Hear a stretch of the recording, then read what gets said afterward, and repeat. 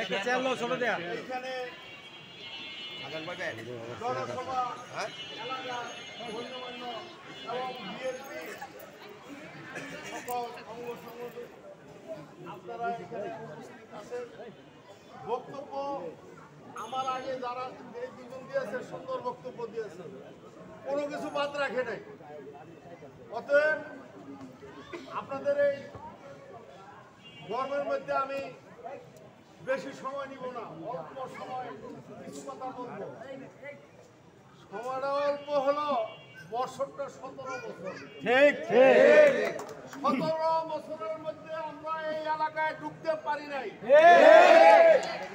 যখন যেখানে ঢুকছি ওসি সাহেব বলতেছে, চেয়ারম্যান সাহেব আপনি এলাকায় ঢুকছেন, অতএব আপনার সম্মান নিয়ে আপনি বেরোবেন না হলে আমাদের আসতে হবে। আমাদের দোষ কি ছিল? আমরা বিএনপি করি, আমরা সত্য কথা বলি, আমরা সাধারণ লোকজনের পাশে দাঁড়াই, আমরা এলাকার উন্নয়নের কাজ করি। এই ছিল আমাদের দোষ। আজকে যারা দাবি করে কি করবো এত ধরনের স্বাধীন একটা যুদ্ধ করে স্বাধীন হয়, কেউ বাপে কি একা করতে পারে? এই যে আমরা স্বাধীনতা পেয়েছি, এটা কি একা হচ্ছে? ছাত্র জনতা, বিএনপি এবং আরো অনেক দল সম্মিলিতভাবে এই স্বৈরাচারী সরকারের বিরুদ্ধে নাইমা বসে এই জন্য বাধ্য হয়েছে এই হাসিনা সরকার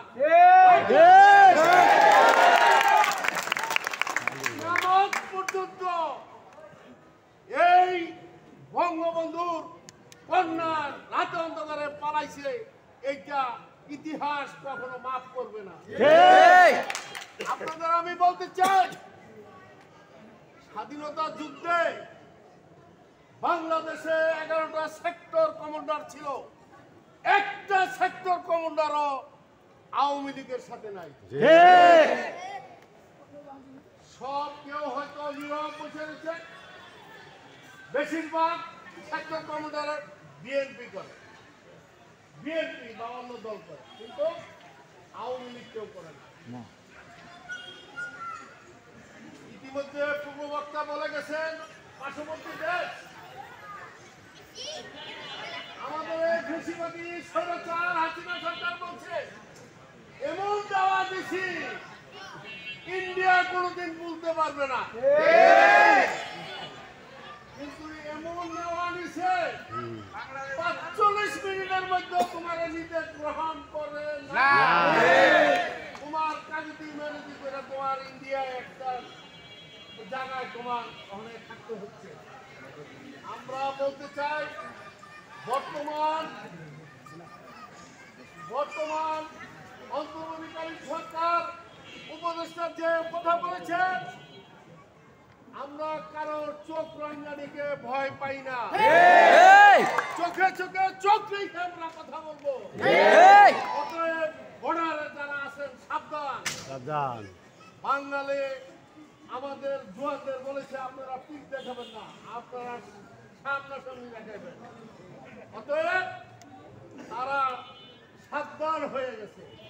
আপনারা জানেন না, আমাদের চতুর্দিক একদিক পথে 3 দিকে ইন্ডিয়া। আমাদের দেশের উপর গাড়ি যাবে, আমরা রাস্তা করে দিব, সেই রাস্তা কোন দিবে না। আমাদের দেশের আকাশ সীমায় ইন্ডিয়ার জাহাজ যায়, এটা যে দেশের উপর দিয়ে যায় একটা ট্যাক্স দেয়, আমাদের বাংলাদেশের ট্যাক্স দেয় ইন্ডিয়া।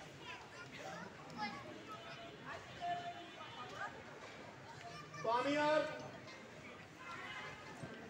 বন্ধু দেশের কথা নাই বলি, এখন নিজের দেশের কথা বলি। যারা আওয়ামী লীগ করছেন, যারা মন্ত্রী মিনিস্টার হয়েছেন, যারা এমপি হয়েছেন, তারা কি কোনো বুড়ে হয়েছেন? না, কোনো বুড়ে না। ও যে নমিনেশন আনতে পারছে সেই এমপি, যাই কাউন্সিলর সেই কাউন্সিলর, কোন ভোট তাদের লাগে না। আপনারা অবগত আছেন, লাস্ট একটা নির্বাচন করে এই এলাকা থেকে চলে গেছে। 3 দিন পরে কাউন্সিলর ডিক্লার দিচ্ছে থানায় গিয়ে। আপনারা এখানে একজন বলেন তো, গত কাউন্সিলর কোন রাস্তাটা করছে?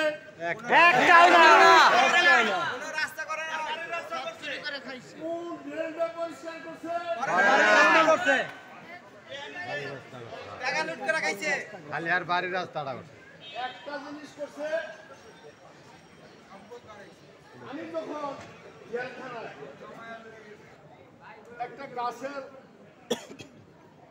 নাম দিয়া চেয়ারম্যান চত্বর, আমার নামের উপরে সবাই ডাকত, ওইখানে বসতাম,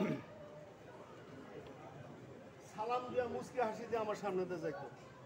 সকালবেলা 15-20 জনের নাস্তা নিয়ে বসতাম, একসাথে নাস্তা খাইতাম আর কথাবার্তা বলতাম। ওর একটা ছেলের আমরা দিচ্ছি, বাবা আসো তো দেখি, তুমি যে আমার সালাম দিলা, তুমি থাকো কোথায়? আমি যে বলতে থাকি, আরেকজনের পর ভাষার থেকে থাকি, কেউ করে ছোটবেলা থাকি, তোমরাই বলছে স্কুল কলেজে তোমরা এখানে কে? কেউ বলে রাজা, কেউ বলে বাবা টেকলে, কেউ বলে হিরোইন। আমি খুব দুঃখ করে আজকে এই কথাগুলো আপনাদের জানাইতেছি।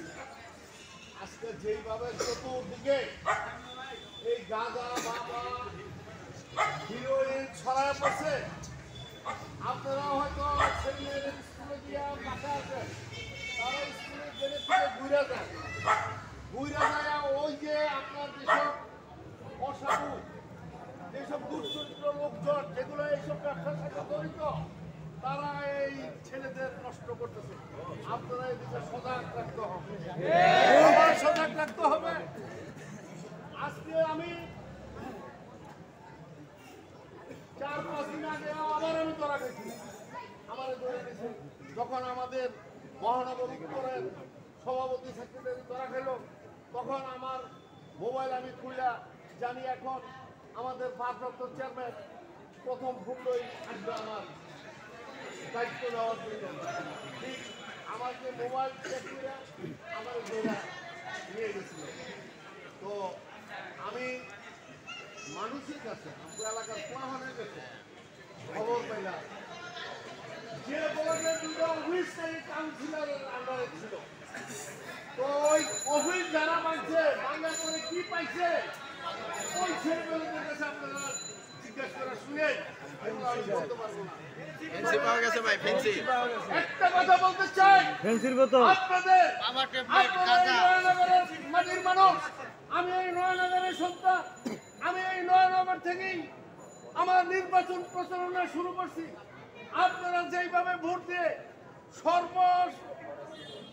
ভোট দিয়ে আমাকে পাস করেছেন, সাথে মেম্বার সাহেবরা পাস করেছেন, আমরা সম্মিলিতভাবে এই বাটেরাই উন্নয়নে যেইভাবে উন্নয়ন করছি, যেইভাবে রাস্তাঘাট করছি, আমি মনে করছি যে 15 বছর পরে আজকে এলাকায় ঢুকতেছি, মনে হয় বন্যা স্রোত বসে গেছে।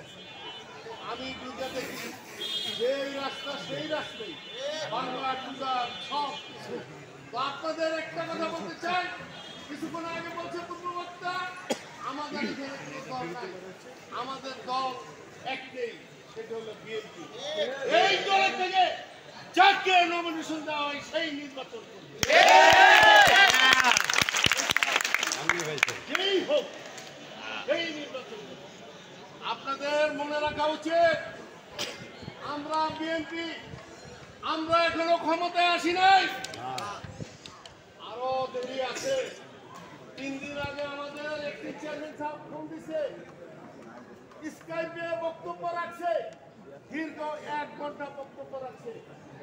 উনি বক্তৃতায় একটা কথাই বলছেন, আমি কি হইলু রে, এটা তো বুঝেন গ্রাম্য ভাষা, আমি কি হইলু। অতএব সাবধান করে দিছে, বিএনপি কোন অঙ্গ সংগঠন কোন ধরনের চাঁদাবাজি, লুটতরাজ,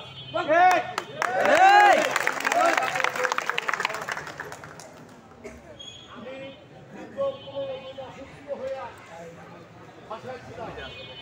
আমি হয়তো বক্তব্য দীর্ঘায়িত করতে পারবো না, অনেক কথা ছিল। আজকে যেমন মা বাবার সাথে কথা বলে আমি এই নয়নগরের সন্তান, আজকে মনে হচ্ছে যে আমি আমার এলাকার লোকের সাথে ঘুমটা ঘুরে কথা বলতেছি। এইটুক বলে দিতে চাই, পাশে একটা বাজার আছে, নতুন বাজার।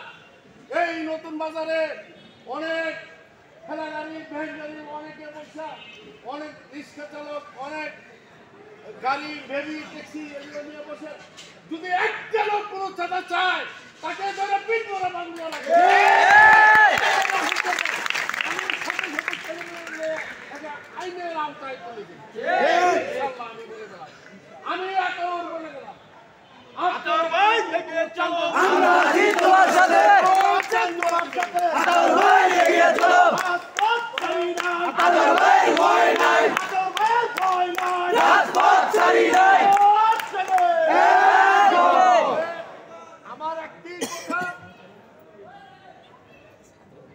আমি প্রায় 100-র উপরে মামলা, মহানগর উত্তরের যুগ্ম আহ্বায়ক, 26টা থানায় বাটেরা যেই মামলা হয়েছে 1 নম্বর আনি, 2 নম্বর ভাই দেওয়ার পরে যারা হইতে পারে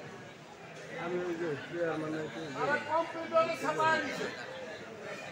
আবার কিছু কিছু লোক রং করে দিচ্ছে। তবে আমরা মামলা আমাদের ইমান শক্ত আছে।